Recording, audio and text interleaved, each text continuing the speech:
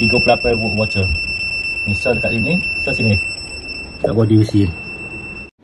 Siapa sini dia bila dia pergi barang besi kat rumah dia aku ada rasa macam kena renjatan.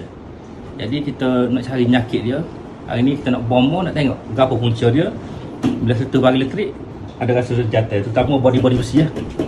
Okay, first kita kena ada gun ni, paling mudah kita ada soket tester ni.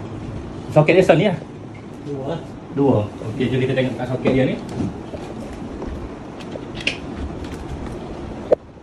Ada ding ada. Ada. Tiga-tiga menyala tapi kita dah tekan Oh, dia tak sambung. Oh, jalan. Badai bila body besi kalau tak ada ding tekan tak terik. Ni. Okey, sekali lagi kita test sini pula.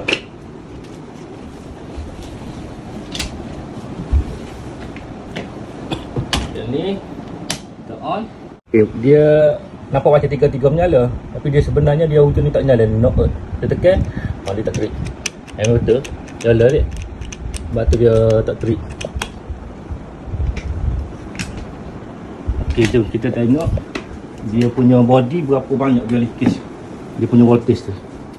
Ok, lawan ni kita nak tengok berapa banyak voltage leakage dekat body yang menyebabkan kita rasa ada kena renjatan.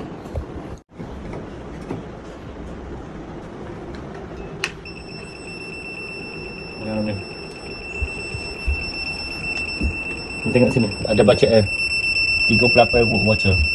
Ni sel dekat sini, sel sini. Kat body mesin. Okey, sel lagi kat sini pula tengok. Okey, sini hang ni 35 volt ada leakage pada rasa ada kena renjatan. 30 lebih ni memang ada rasa dah. Okey, jadi sekarang ni kita terbuka soket dia, tengok belakang dia ada wayar ke tak. Okay, kalau tengok dekat belakang dia ni, sini ada 3 kabel live, 3 kabel neutral, 3 kabel earding. Okay, kita tengok berapa dia punya bacaan. Okay, ni kabel live dengan neutral. Okay, 243 volt. Okay, live dengan earding. Okay, 194 saja. Mana tak ada earding pun yang bersambung dekat sini. Okay, soket seterusnya. Yang ni 111 kabel. Okay, live dengan neutral 243, live dengan earding. Okay, tak cukup juga. Kalau yang betul cukup maknanya live dengan neutral, live dengan earding dia mesti bacaan sama lebih kurang saja. Okay, neutral dengan